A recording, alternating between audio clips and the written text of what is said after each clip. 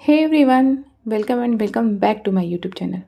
मैं हूं अलका और स्वागत करती हूं आपका अपने यूट्यूब चैनल में। क्लास 7 की एनसीईआरटी है ये हिस्ट्री की, जो हमारा लास्ट चैप्टर है और ये हमने थोड़ी कंप्लीट भी कर ली है। जो बचा हुआ चैप्टर है आज हम कंप्लीट करेंगे और इसके बाद हमारी क्लास 7 की भी एनसीईआरटी कंप्लीट हो जाएगी। इसके बाद हम क्लास 8 की एनसीईआरटी पे मूव करेंगे। आशा करती हूँ कि आपको वीडियो पसंद आ रहे होंगे और वीडियो को प्लीज़ पूरा देखिए, तभी आपको समझ में आएगा कि इसमें क्या इम्पोर्टेंट है और क्या नहीं। और देखिए, मैं इम्पॉर्टेंट चीज़ों को ही सिर्फ लेके आ सकती हूँ। 10 मिनट 15 मिनट में चैप्टर कंप्लीट भी हो जाएंगे उससे। पर मैं चाहती हूँ कि एक बार एनसीईआरटी आपको पूरी पढ़नी चाहिए। उसमें ये नहीं देखिए कि क्या इम्पोर्टेंट है क्या नहीं इम्पोर्टेंट है। एक बार आप एनसीईआरटी को पूरी रीड करिए मेरे साथ, फिर उसमें जो इम्पोर्टेंट चीज़ें मैं बताती चल रही हूँ उसको आप अंडरलाइन करते चलिए। और जो आपको खुद से भी लगता है कि ये भी इम्पोर्टेंट हो सकता है उसको भी आप अंडरलाइन करिए, हाईलाइट करिए या नोट डाउन करिए।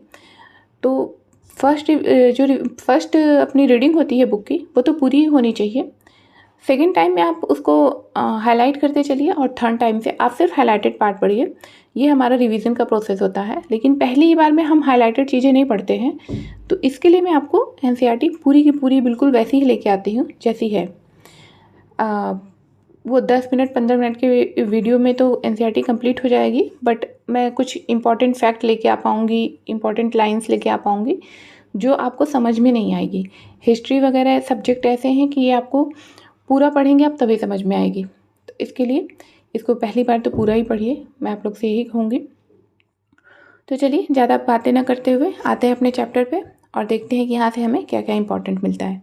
तो ये हमारा लास्ट चैप्टर है, चैप्टर 10 देख लेते हैं। हमने यहाँ तक कंप्लीट किया हुआ था, अब हमको यहाँ से पढ़ना है निज़ाम की फ़ौज। तो देख लेते हैं हैदराबाद के निज़ाम के निजी सैनिकों का एक वर्णन। तो जो हमने पढ़ा था, तो हैदराबाद के जो निज़ाम थे उनके जो निजी सैनिक थे, उनके जो पर्सनल सैनिक थे, उनके बारे में हम पढ़ लेते हैं एक बार। निज़ाम के पास 400 हाथियों की सवारी है। उसके आसपास कई हजार घुड़सवार रहते हैं। इन अत्यंत कुशल और अति सुंदर सजे हुए सवारों का सांकेतिक वेतन 100 रुपये से ज़्यादा है। तो ये जो उनके अपने पर्सनल सैनिक हैं, ये उनके बारे में बताया जा रहा है कि वो बहुत कुशल हैं और सजावट भी काफ़ी हुई है इनकी, सुंदर रुपये सजे हुए हैं और इनकी जो सैलरी है वो 100 रुपये से ज़्यादा बताई जा रही है। सॉरी। तो उस समय देखिए 100 रुपये की बहुत कीमत होती थी। आज आपको लगता है कि 100 रुपये की कोई वैल्यू नहीं है, क्योंकि पैसे रुपए की वैल्यू जो है धीरे धीरे गिरती जा रही है, पर उस समय इसकी बहुत वैल्यू थी। गले में थोड़ी प्रॉब्लम हो रही है। फिर हम देख लेते हैं अवध। बुरहान उल मुल्क सआदत खान को 1722 में अवध का सूबेदार नियुक्त किया गया था। तो 1722 में अवध का सूबेदार नियुक्त किया गया था बुरहान उल मुल्क सआदत खान को। मुगल साम्राज्य का विघटन होने पर जो राज्य बने उनमें यह राज्य सर्वाधिक महत्वपूर्ण राज्यों में से एक था। तो जब मुगल साम्राज्य का विघटन हुआ था तो उस समय जो राज्य बने थे उसमें ये सबसे इम्पोर्टेंट राज्य था, ये बताया जा रहा है यहाँ पे। अवध एक समृद्धशाली प्रदेश था जो गंगा नदी के उपजाऊ मैदान में फैला हुआ था और उत्तरी भारत तथा बंगाल के बीच व्यापार का मुख्य मार्ग उसी में से होकर गुजरता था। तो अवध के बारे में बताया जा रहा है कि अवध काफ़ी समृद्धशाली था और काफ़ी इम्पोर्टेंट था ये। और ये इम्पोर्टेंट इसके होने की कई वजह थी। पहली तो ये जो है गंगा नदी का जो उपजाऊ मैदान था, गंगा नदी का जो मैदानी भाग था वहाँ पे था, तो ये वैसे ही संपन्न होगा क्योंकि इसके ये जिस जगह पे बसा हुआ है वो ज़मीन ही इतनी उपजाऊ है। फिर हम आगे देख लेते हैं। देखिए बुरहान उल मुल्क यही है। बुरहान उल मुल्क ने भी अवध की सूबेदारी, दीवानी और फौजदारी एक साथ अपने हाथ में ले ली और सूबे के राजनीतिक, वित्तीय और सैनिक मामलों का एकमात्र कर्ता धर्ता बन गया। तो इन्होंने अपनी सारी जो सूबेदारी है, दीवानी, फौजदारी, सब कुछ अपने हाथ में एक साथ ले ली थी और एक तरह से देखा जाए तो ये एकमात्र कर्ता धर्ता बन के एकमात्र अपने आप को स्थापित किया था। द्वारा नियुक्त अधिकारियों की संख्या में कटौती कर दी। तो इन्होंने क्या किया, अवध क्षेत्र में जो मतलब मुग़ल का प्रभाव कम करने के लिए इन्होंने क्या किया कि जो मुग़ल नियुक्त किए थे अधिकारियों को, उनकी जो संख्या थी उनको कम कर दी। मतलब मुग़लों ने जो अधिकारी नियुक्त किए थे वहाँ पे, उनकी संख्या कम कर दी, उन्हें कम कर दिए। उसने जागीरों के आकार में भी कटौती की और रिक्त स्थानों पर अपने निष्ठावान सेवकों को नियुक्त किया। धोखाधड़ी को रोकने के लिए जागीर अधिकारियों के खातों व लेखों की जांच की गई और नवाब के दरबार द्वारा नियुक्त अधिकारियों द्वारा सभी जिलों के राजस्व का फिर से निर्धारण किया गया। तो इन्होंने क्या किया कि उनकी संख्या में कटौती की और जागीरों का जो आकार था उसकी भी कटौती की। और फिर इन्होंने क्या किया कि जो स्थान इन्होंने खाली किए थे लोगों को हटाकर, वहाँ पे अपने निष्ठावान लोगों को, अपने निष्ठावान सेवकों को भर्ती किया और धोखाधड़ी को भी रोकने के काफ़ी प्रयास किए गए इसमें। उससे पहले उसने अनेक राजपूत जमींदारियों और रुहेलखंड के अफगानों की उपजाऊ कृषि भूमियों को अपने राज्य में मिला लिया। राज्य ऋण प्राप्त करने के लिए स्थानीय सेठ, साहूकारों और महाजनों पर निर्भर रहता था। राज्य राजस्व का ठेका सबसे ऊंची बोली लगाने वाले इजारेदार को देता था। इजारेदार राज्य को एक निश्चित रकम की भुगतान का वचन देते थे। तो इजारेदार को क्या मिलती थी, जो है कि राजस्व का ठेका सबसे ऊंची बोली लगाने वाले को मिलती थी। तो इजारेदार क्या है, सबसे ऊंची बोली लगाने वाले।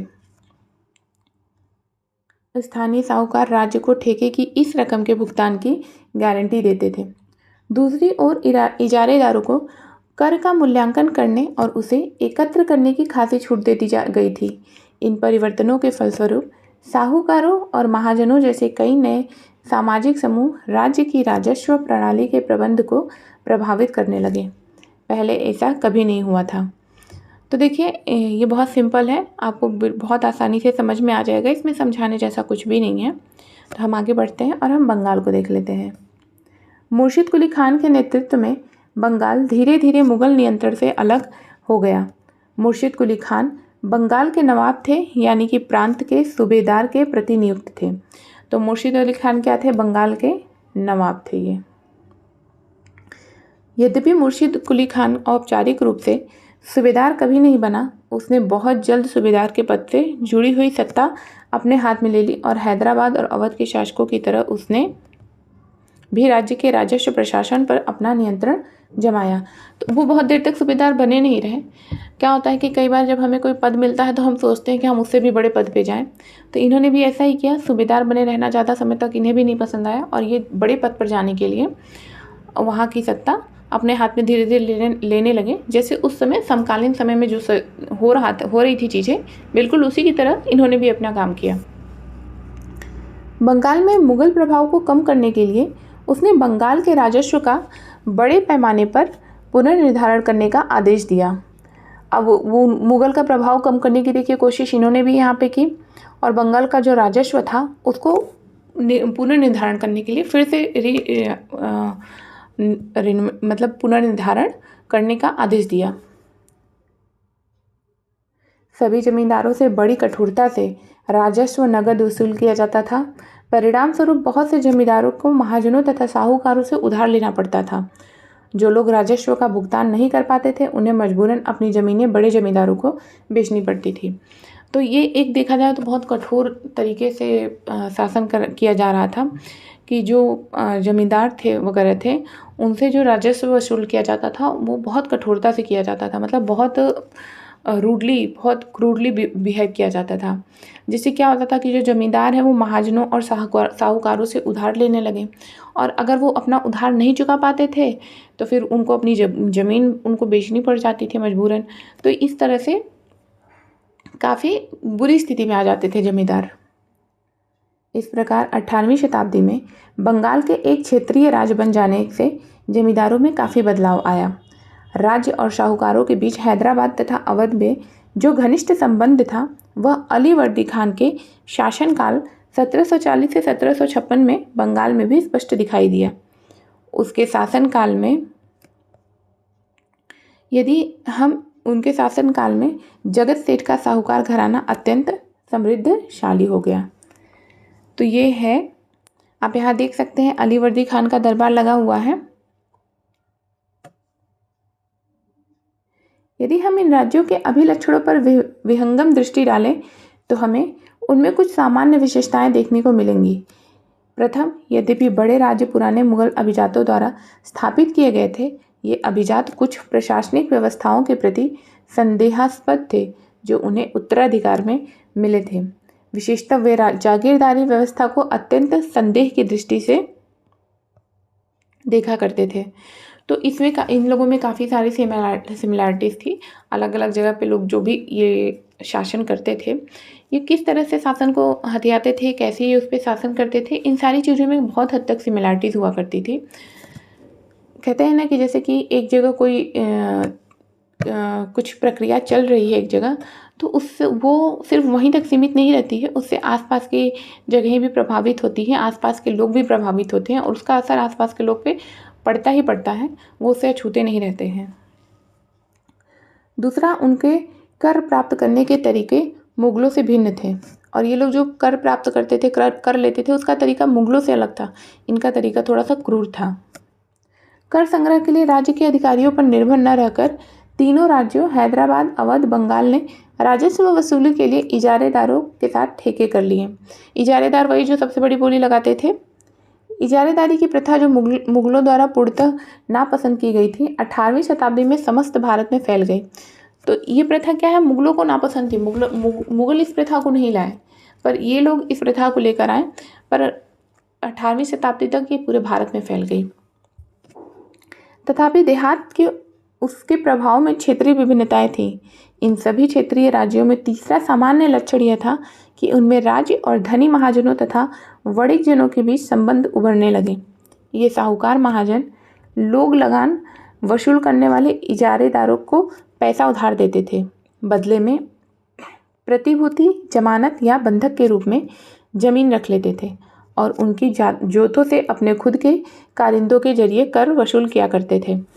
तो ये क्या करते थे, जब ये लोगों को पैसे देते थे उधार में, तो उसके बदले जो उनकी प्रतिभूति होती थी या कुछ बंधक के रूप में ज़मीन वगैरह कुछ भी उनसे से रखवा लेते थे। जैसे हम उधार लेने जाते हैं तो कुछ किसी चीज़ को हम बंधक रख देते हैं कि हाँ, जब तक हम पैसे नहीं देंगे हमारी ये चीज़ आपके पास रहेगी, हम आपको पैसे दे के अपनी ये चीज़ वापस ले लेंगे। तो ऐसे ही होता था। तो उनके पास अगर कोई प्रतिभूति है, जमानत है या बंधक वगैरह कुछ भी है, ज़मीन के रूप में उसको रख लेते थे अपने पास बंधक के रूप में, और फिर उस पर अपने खुद काम करके कर वसूलते थे। इस प्रकार समस्त भारत में धनाढ़ साहूकारों और महाजनों की इस नई राजनीतिक व्यवस्था में साझेदारी बढ़ गई। तो जाहिर सी बात है कि जब इस तरह की चीज़ें होंगी तो ऐसे लोगों की संख्या बढ़ती ही जाएगी।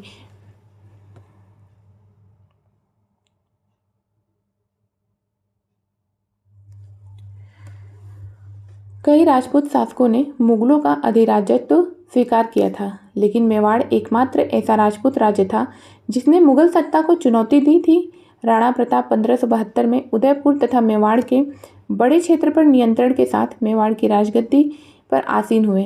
राणा के पास मुगल अधिराज्यत्व को स्वीकार करने के लिए कई दूतों को भेजा गया, लेकिन वे अपने निर्णय पर दृढ़ रहे। तो कुछ राजा, कुछ लोग थे भारत में भी ऐसे जिनकी तारीफ़ की जितनी भी की जाए उतनी कम है, और उन लोगों के नाम आपको भी पता होंगे। उसी में से एक है राणा। तो इस तरह से बहुत से लोग थे अपने। हाँ, आपने महाराणा प्रताप के बारे में बहुत सारा बातें सुनी होंगी, उनके घोड़े के बारे में सुना होगा, और इन्होंने कैसी बुरी स्थिति में भी रह के अपने परिवार के साथ जीवन बिताया है, कैसे कैसे सारी चीज़ों को मैनेज किया है। तो बहुत से अच्छे राजपूत शासक भी थे हमारे यहाँ।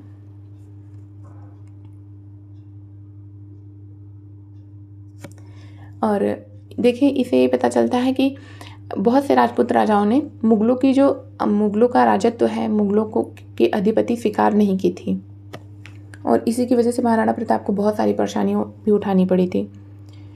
अब राजपूतों की वतन जागीरी देख लेते हैं हम। राजपूतों की वतन जागीरी। बहुत से राजपूत घराने, विशेष रूप से अंबर और जोधपुर के एक राजघराने, मुगल व्यवस्था में विशिष्टता के साथ सेवारत रहे। तो ये लोग वो हैं जो मुगल व्यवस्था जो है मुगलों के साथ घनिष्ठता के साथ रहें और उनकी सेवा में रहें। बदले में उन्हें अपनी वतन जागीरों पर पर्याप्त स्वायत्ता का आनंद लेने की अनुमति हुई थी।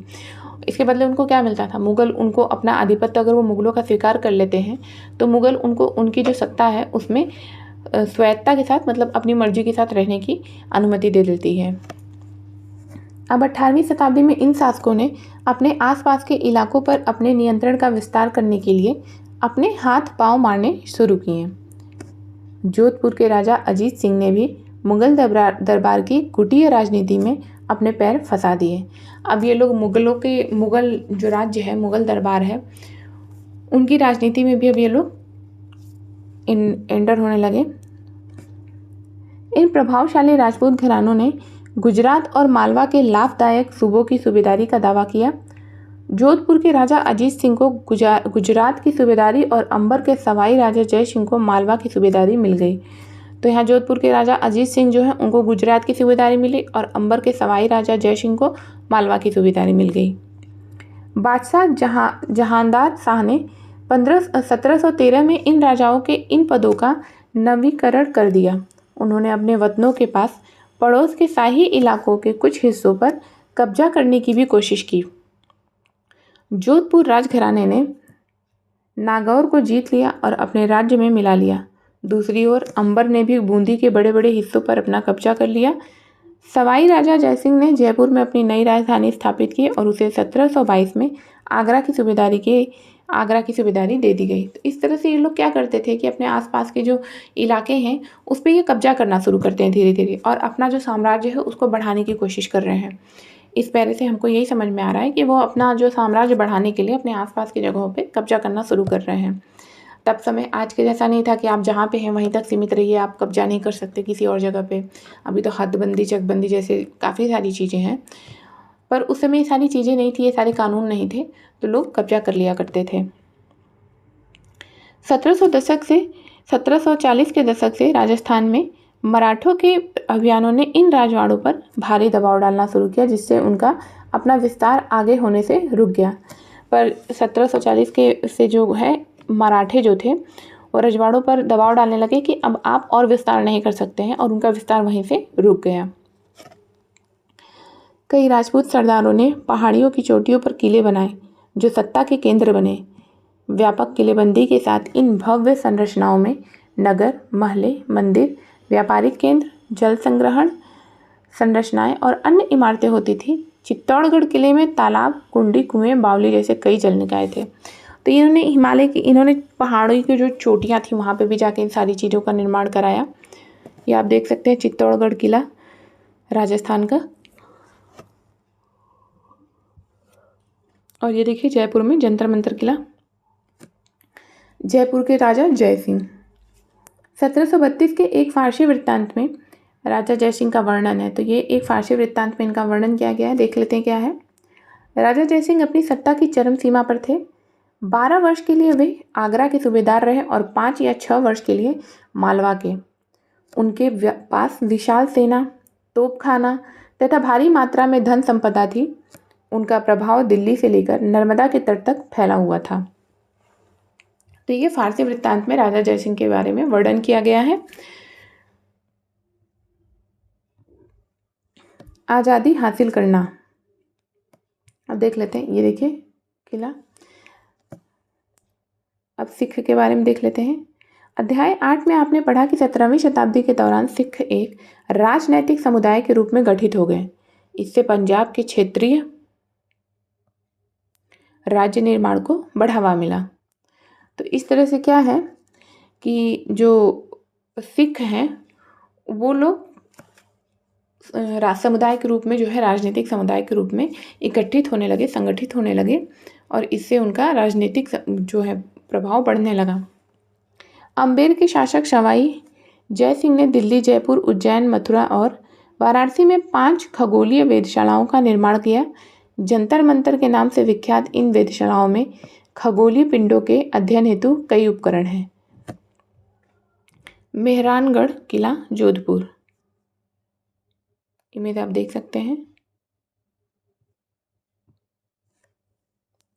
गुरु गोविंद सिंह ने 1699 में खालसा पंथ की स्थापना से पूर्व और उसके पश्चात राजपूत एवं मुगल शासकों के खिलाफ कई लड़ाइयाँ लड़ी। 1708 में गुरु गोविंद सिंह की मृत्यु के बाद बंदा बहादुर के नेतृत्व में खालसा ने मुगल सत्ता के खिलाफ विद्रोह किए। तो अब सिखों के बारे में देखिए बताया जा रहा है कि उन्होंने कैसे अपने राज्य निर्माण को बढ़ावा दिया। उन लोगों ने समुदाय बनाया और अपने राजनीतिक स्थिति को स्ट्रॉन्ग किया, मजबूत किया, और इस तरह से वो राज्य निर्माण की तरफ बढ़े। और फिर उन्होंने भी मुगलों के साथ लड़ाई की और राजपूत और मुगल दोनों के साथ उन्होंने लड़ाइयाँ लड़ी। और उनका जो ये खालसा पंथ है उसकी भी स्थापना की इन्होंने, गुरु गोबिंद सिंह ने। और फिर इसके बाद भी उनकी मृत्यु के पश्चात भी ये सारी चीज़ें चलती रहीं। मुगलों के खिलाफ उनका विद्रोह चलता रहा। उन्होंने बाबा गुरु नानक और गुरु गोबिंद सिंह के नामों वाले सिक्के गढ़कर अपने शासन को सार्वभौम बताया। सतलुज और यमुना नदियों के बीच के क्षेत्र में उन्होंने अपने प्रशासन की स्थापना की। उनका जो प्रशासन था वो कहाँ था? सतलुज और यमुना नदी के बीच में उनका जो प्रशासन था सिखों का। 1715 में बंदा बहादुर को बंदी बना लिया गया और उसे 1716 में मार दिया गया। तो 1715 में बंदा बहादुर को बंदी बनाया गया और 1716 में उनकी हत्या कर दी गई। 18वीं शताब्दी में कई योग्य नेताओं के नेतृत्व में सिखों ने अपने आप को पहले जत्थों में और बाद में मिसलों में संगठित किया। इन जत्थों और मिसलों की संयुक्त सेनाएं दल खालसा कहलाती थी। देखिए यहाँ एक शब्द आया है दल खालसा। दल खालसा क्या है? जत्थों और मिसलों की संयुक्त सेनाएं। उन दिनों दल खालसा बैसाखी और दिवाली के पर्वों पर अमृतसर में मिलता था। इन बैठकों में वे सामूहिक निर्णय लिए जाते थे जिन्हें गुरुमत्ता, तो सामूहिक निर्णयों को यहाँ पे बताया जा रहा है गुरुमत्ता, मतलब गुरु के प्रस्ताव कहा जाता था। गुरुमत्ता मतलब गुरु का प्रस्ताव, नाम से आप कनेक्ट कर सकते हैं। सिखों ने, ये देखिए आपको इमेज दिखाई दे रही है यहाँ पे सिखों की। 10वें गुरु गुरु गोबिंद सिंह, उनकी इमेज यहाँ बताई जा रही है। और देखिए आपको पता है कि सिखों की का जो होता है, ये देखिए महाराजा रणजीत सिंह की तलवार है यहाँ पे। सिखों ने राखी व्यवस्था स्थापित की जिसके अंतर्गत किसानों से उनकी उपज का 20% कर के रूप में लेकर बदले में उन्हें संरक्षण प्रदान किया जाता था। तो राखी व्यवस्था क्या है? अगर पूछ लिया जाए आपसे एग्जाम में कि राखी व्यवस्था क्या है, तो आपको ध्यान देना है कि किसानों से जो उनकी उपज का 20% हिस्सा होता था वो लेते थे ये लोग और उन्हें संरक्षण प्रदान करते थे उसके बदले में। गुरु गोबिंद सिंह ने खालसा को प्रेरित किया था और शासन उनके भाग्य में है, राज करेगा खालसा। अपने सुनियोजित संगठन के कारण खालसा पहले मुगल सूबेदारों के खिलाफ और फिर अहमद शाह अब्दाली के खिलाफ सफल विरोध प्रकट कर सका। अहमद शाह अब्दाली ने मुगलों से पंजाब का समृद्ध प्रांत और सरहिंद की सरकार को अपने कब्जे में कर लिया। खालसा ने 1765 में अपना सिक्का गढ़कर सार्वभौम शासन की घोषणा की। तो इस तरह से इन लोगों ने अपने आसपास की जगहों को, बाकी चीज़ों को अपने कब्जे में लेना शुरू किया और इन लोगों ने अपने सिक्के जो हैं गढ़वाए, अपने खुद के सिक्के गढ़वा के अब मतलब सार्वभौम शासन की घोषणा की, मतलब अब सब जगह इनका शासन है। ये महत्वपूर्ण है कि सिक्के पर उत्कीर्ण शब्द वही थे जो बंदा बहादुर के समय में खालसा के आदेशों में पाए जाते हैं। 18वीं शताब्दी के अंतिम भाग में सिख इलाके सिंधु से यमुना तक फैले हुए थे, यद्यपि ये विभिन्न शासकों में बटे हुए थे। इनमें से एक शासक महाराजा रणजीत सिंह ने विभिन्न सिख समूह में फिर से एकता कायम करके 1799 में लाहौर को अपनी राजधानी बनाया। तो इस तरह से ये लोग 18वीं शताब्दी के अंतिम समय तक भी सिंधु से यमुना तक फैले हुए थे। और महाराजा रणजीत सिंह जो है, इन्होंने भी सिख समूहों को एक किया, मतलब उनमें एकता कायम रखने की बहुत कोशिश की और किया भी ऐसा उन्होंने। ये देख सकते हैं आप शिवाजी का रूप चित्र। 17वीं सदी के अंत तक दक्कन में शिवाजी के नेतृत्व में एक शक्तिशाली राज्य के उदय की शुरुआत हुई, जिससे अंततः एक मराठा राज्य की स्थापना हुई। शिवाजी का जन्म 1630 में शाहजी और जीजाबाई से हुआ। अपनी माता और अभिभावक दादा कोंडदेव के मार्ग निर्देशन में शिवाजी कम उम्र में ही विजय पथ पर निकल पड़े। जावली पर कब्जे ने उन्हें मवाला पठारों का अविवादित मुखिया बना दिया, जिसने उनके क्षेत्र विस्तार का पथ प्रशस्त किया। बीजापुर और मुगलों के खिलाफ उनके कारनामों ने उन्हें विख्यात व्यक्तित्व बना दिया। वे अपने विरोधियों के खिलाफ प्रायः गुरिल्ला युद्ध कला का प्रयोग करते थे। तो गुरिल्ला युद्ध कला शिवाजी का युद्ध कला है और ये इसका प्रयोग अपने विरोधियों के खिलाफ करते थे युद्ध करने के लिए। चौथ और स्वदेशमुखी पर आधारित राजस्व संग्रह प्रणाली की सहायता से उन्होंने एक मजबूत मराठा राज्य की नींव रखी। तो ये है शिवाजी मराठा राज्य के। अब हम मराठा राज्य को भी थोड़ा देख लेते हैं। मराठा राज्य एक अन्य शक्तिशाली क्षेत्रीय राज्य था जो मुगल शासन का लगातार विरोध करके उत्पन्न हुआ था। ये भी मुगलों का विरोध करके उत्पन्न हुआ। शिवाजी 1627 से 1680 ने शक्तिशाली योद्धा परिवारों की सहायता से एक स्थायी राज्य की स्थापना की। अत्यंत गतिशील कृषक पशुचारक मराठों की सेना के मुख्य आधार बन गए। शिवाजी ने प्रायद्वीप के मुगलों को चुनौती देने के लिए इस सैन्य बल का प्रयोग किया। सैन्य बल उनका कौन सा था? गोरिल्ला। ये उनकी एक युद्ध कला थी। शिवाजी की मृत्यु के पश्चात मराठा राज्य में प्रभावी शक्ति चित्पावन ब्राह्मणों के एक परिवार के हाथ में ही रही, जो शिवाजी के उत्तराधिकारियों के शासनकाल में पेशवा प्रधानमंत्री के रूप में अपनी सेवाएं देते रहे। पूरे मराठा राज्य की राजधानी बन गया। तो इस तरह से मराठा राज्य की स्थापना हुई और उनकी राजधानी पुणे बनी। पेशवाओं की देखरेख में मराठों ने एक अत्यंत सफल सैन्य संगठन का विकास कर लिया। उनकी सफलता का रहस्य यह था कि वे मुगलों के किलाबंद इलाकों से टक्कर न लेते हुए उसके पास से चुपचाप निकलकर शहरों कस्बों पर हमला बोलते थे और मुगल सेना से ऐसे मैदानी इलाकों में मुठभेड़ लेते थे जहां रसद पाने और कुमक आने के रास्ते आसानी से रोके जा सकते हैं। तो ये जो है मुगलों के जो किलाबंदी इलाके होते थे वहाँ पे कुछ नहीं करते थे। ये जो है शहरों और कस्बों का जो खुला हुआ इलाका होता था वहाँ जाके युद्ध करते थे, वहाँ पे उन लोगों से लड़ते थे। अब देखिए 1720 में से 1761 के बीच मराठा साम्राज्य का काफ़ी विस्तार हुआ। उसने शनैः शनैः और काफ़ी सफलतापूर्वक मुगल साम्राज्य की सत्ता को क्षति पहुंचाई। तो धीरे धीरे उन्होंने मुगल साम्राज्य को क्षति पहुंचानी शुरू की और धीरे धीरे उन्हें ख़त्म करने की कोशिश कर रहे थे वो। 1720 के दशक तक मालवा और गुजरात मुगलों से छीन लिए गए। 1730 के दशक मराठा नरेश को समस्त दक्कन प्रायद्वीप के अधिपति के रूप में मान्यता मिल गई और साथ ही इस क्षेत्र पर चौथ और सरदेशमुखी का कर वसूलने का अधिकार भी मिल गया। तो उन्होंने मुगलों से मालवा और गुजरात छीन लिया और वहाँ पे उन्होंने चौथ और सरदेशमुखी कर वसूलने का अधिकार मिल गया। मतलब ये एक कर है, चौथ और सरदेशमुखी। एग्जाम में पूछा जाए तो आप ध्यान दीजिएगा, चौथ और सरदेशमुखी शब्द का मतलब कर वसूलने से है। चौथ का मतलब देख लेते हैं। जमींदारों द्वारा वसूले जाने वाले भू राजस्व का 25% दक्कन में इनको मराठा वसूलते थे। तो ये संबंध कर से प्लस मराठा से है। ये एक कर वसूलने की तरीका है, टेक्निक है, आप समझ लीजिए, जो मराठों से संबंधित है। और सरदेशमुखी दक्कन में मुख्य राजस्व संग्रहकर्ता को दिए जाने वाले भू राजस्व का 9 से 10% हिस्सा।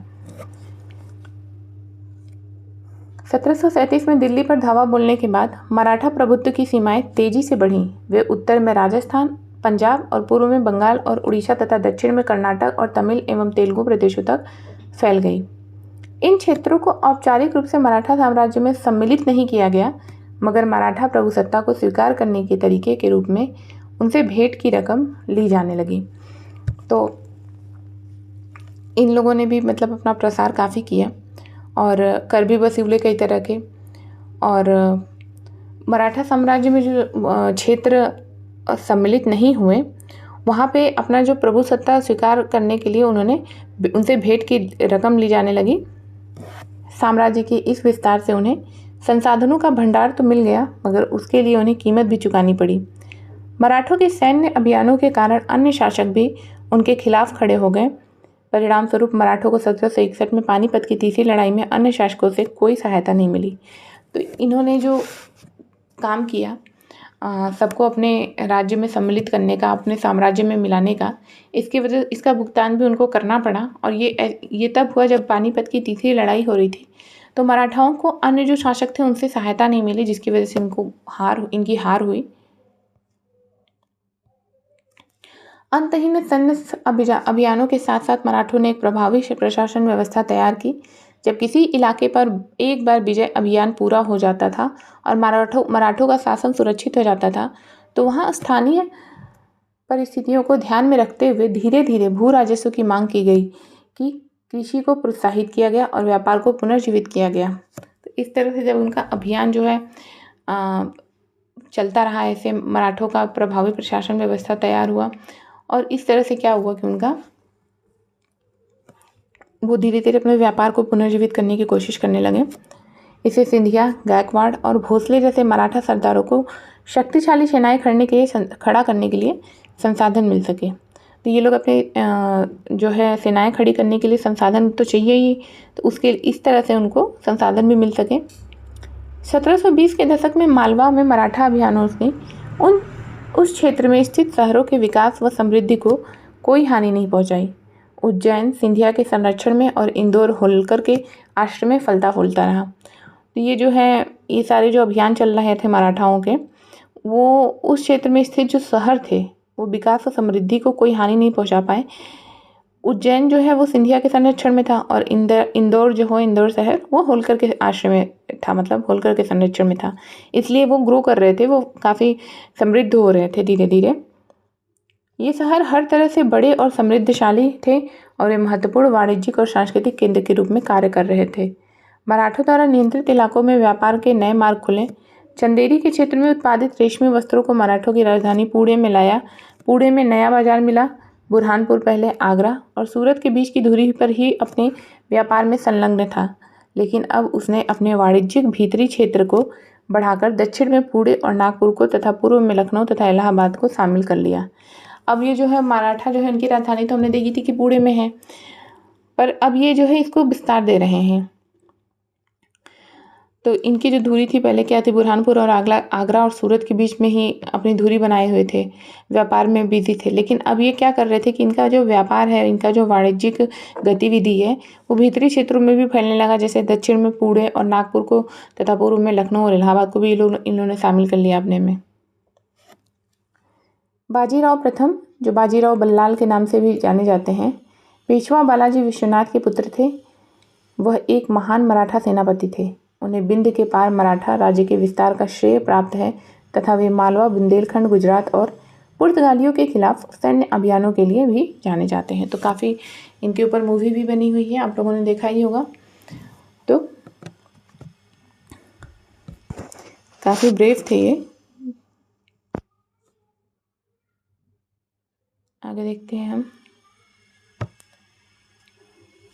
अब जाट के बारे में देख लेते हैं।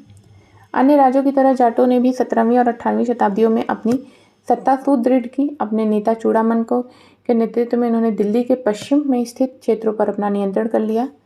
1680 के दशक तक आते आते उनका प्रभुत्व दिल्ली और आगरा के दो शाही शहरों के बीच के क्षेत्र पर होना शुरू हो गया। वस्तुतः कुछ अरसे के लिए वे आगरा शहर के अभिरक्षक ही बन गए।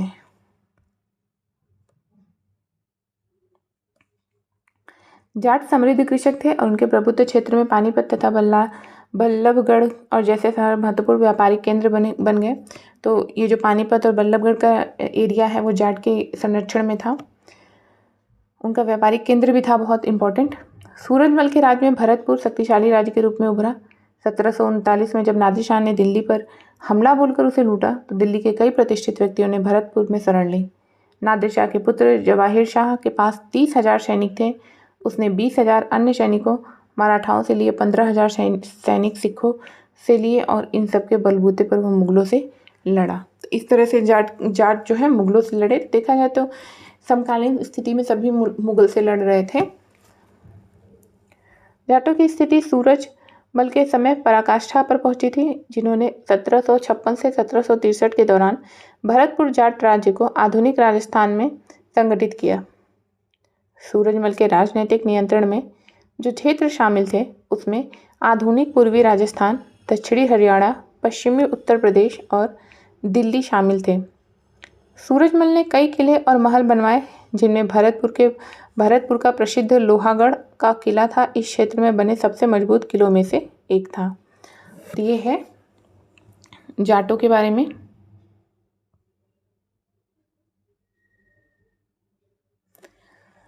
जहाँ भरतपुर का किला काफ़ी हद तक पारंपरिक शैली में बनाया गया, वहीं दीग जाटों ने अंबर और आगरा की शैलियों का समन्वय करते हुए एक विशाल बाग महल बनवाया।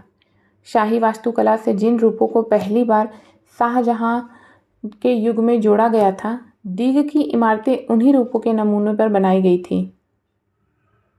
ये आप देख सकते हैं इमेज में। ये लोग काफ़ी सारी शैलियों का मिश्रण करके बनाए थे इस विशाल महल को। 18वीं शताब्दी का दीघ का राजमहल समूह। इमारत की छत पर मुख्य सभा भवन के बांग्ला गुंबद पर गौर कीजिए। देखिए,